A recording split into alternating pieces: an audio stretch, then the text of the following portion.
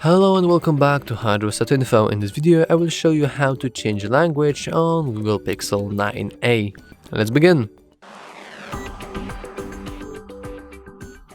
First we want to go to the settings, and in the settings we want to scroll all the way down.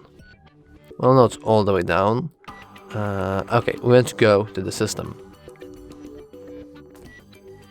Here we want to go to languages. And now we want to go to the system languages.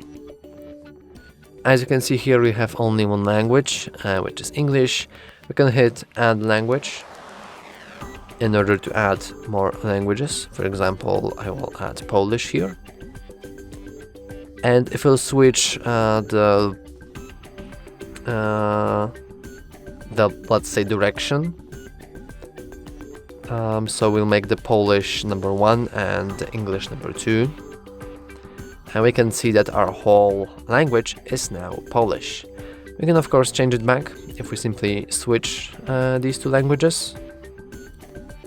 And now they're back at normal. And that's all for this video. If you found it useful, please remember to like and subscribe. Thanks for watching.